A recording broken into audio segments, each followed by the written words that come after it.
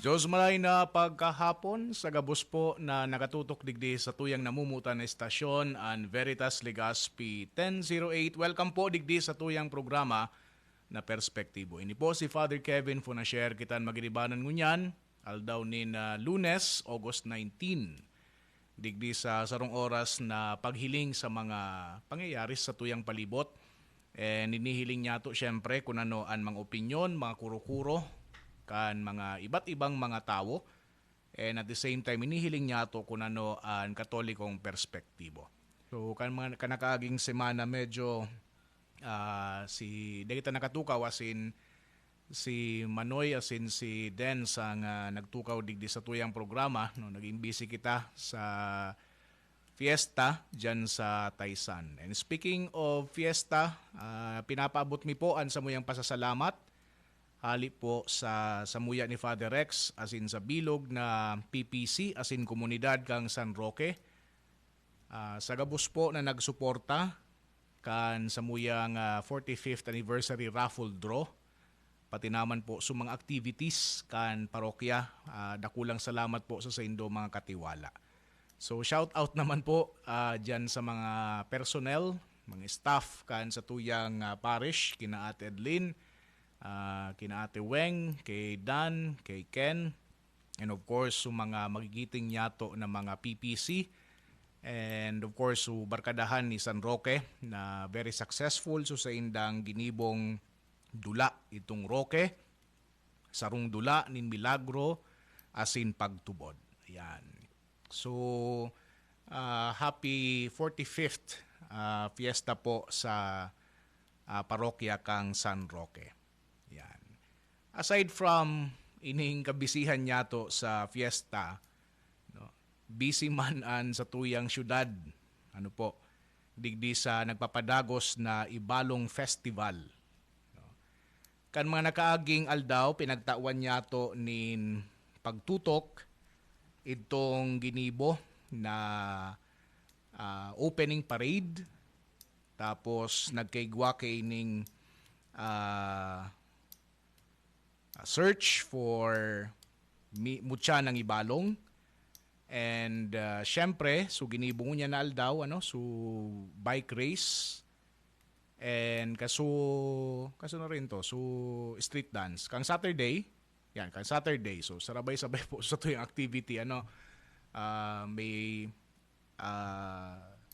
street dance competition, naginibo digdi sa syudad, and at the same time kitaman po sa diocese kafiestahan man kang asatuyang patrona kan satuyang patroness si Our Lady of Salvation, no? So nakatutok man po kita duman sa Quran.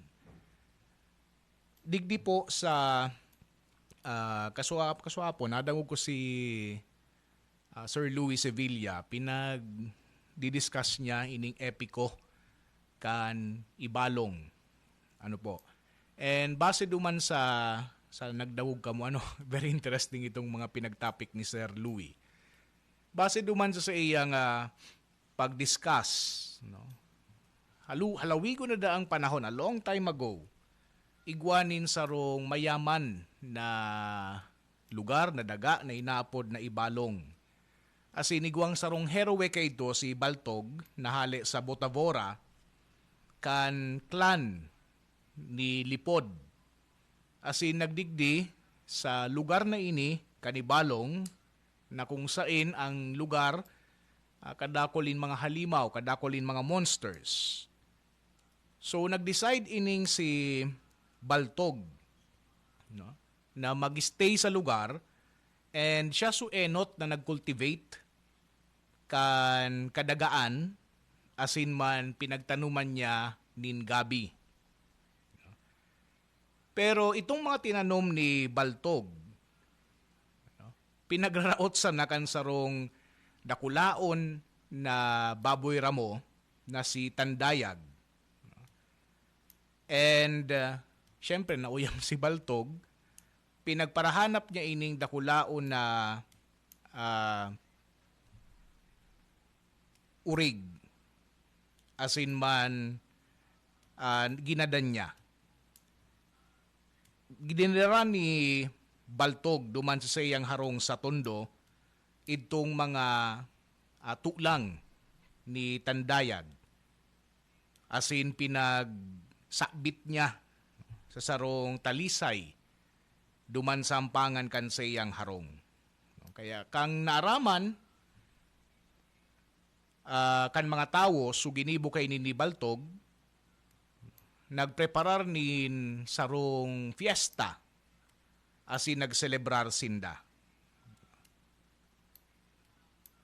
Yaon man nagduman sa mga tribo kan panikwason asin man asog. Tanganing magmangha man sinda duman sa ginibo kan Herowe.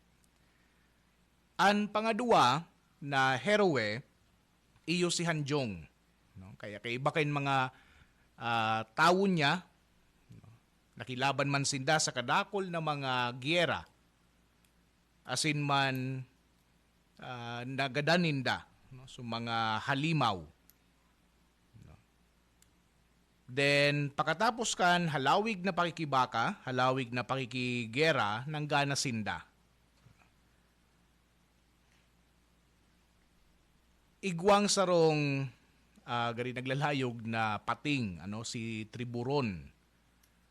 And iyo ini susaro man na pinaghunting ninda. Hanggang na magadan ninda so pinaka-ultimo na Triburon. Then ining si Hanjong pinagmasunod niyang ginibo iyo na inalagaan niya sa mga karabaw. And pinalayas niya sarong higante na halimaw, si Sarimaw. And nangga naman siya. Ang pinakaudyan nga ning pinagkalaban niya itong sarong halas baga, si Oriol, na iyo ang pinakadipisil na gadanon. Ta ining si Oriol mang katiwala base digdi sa epiko, igwang magayo na boses. And kaya niya na magsalida nin anyo tangani na madeceive sa iyang mga kalaban. So, iba't ibang paagi ang ginibo ni Hanjong pero na daog niya man giraray ining si Oriol. So, sa laog kay ning heroine ni sa laog kang panahon kay ning heroine ni kadakol ang naging bunga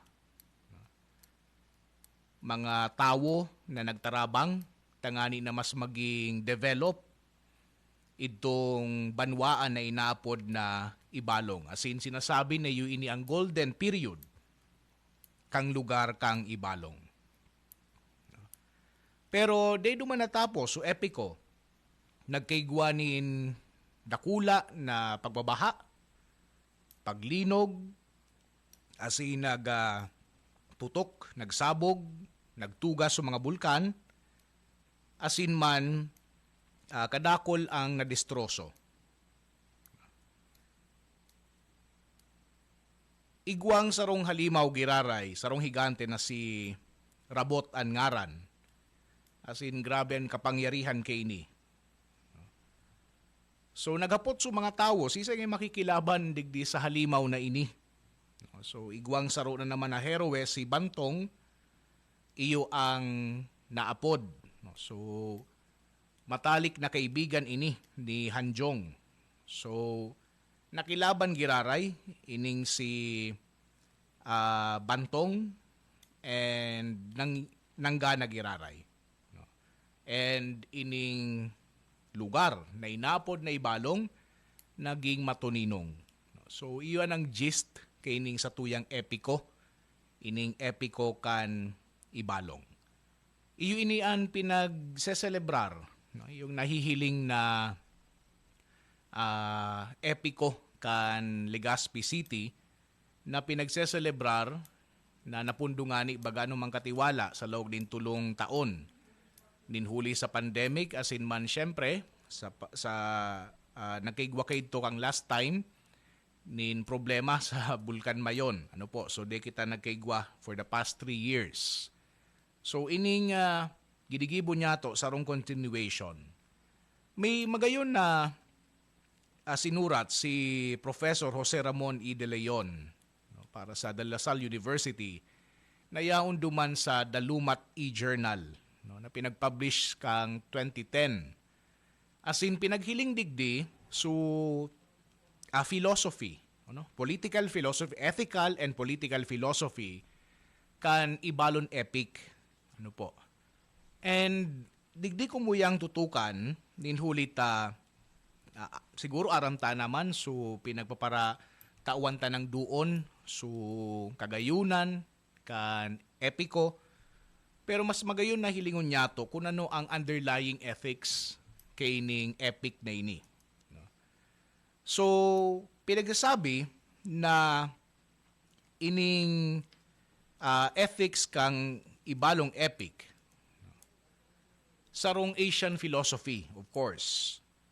As in, ang Asian philosophy pinagka-characterize na very expressive kan sarong marahay, good, virtuous, and right living. Kaya ang kadakol ng mga Asian literature which ining ibalong epic is part of it, normally, ang pinag-express da kayan mga katiwala, mga ethical and religious meanings. Ang Filipino thought is more of a philosophy of life than a philosophy of being, no? Sabi ni Timbresa.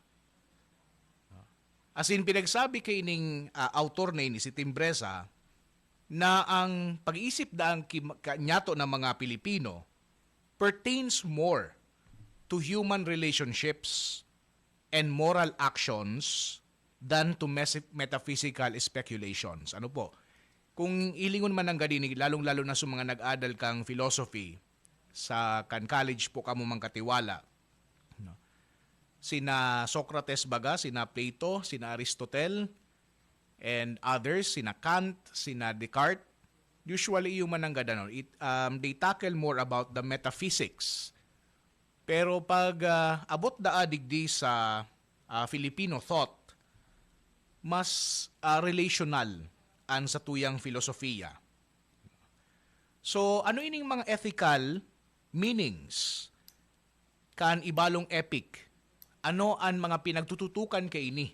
No, despite kining mga nadadagog nyato na istorya, yan mga katiwalaan sa tuyang tututukan, makalisa na kayo nagkapirang paisi. Nasabi niya ito kasubago may pinag-publish na sarong article duman sa Dalumat E-Journal, and ini manunungod sa ethics, ano po, kan ibalong epic. And nasabi ni Professor De Leon na ang virtud daa nin courage, asin man ang pakikilaban sa karatan, no?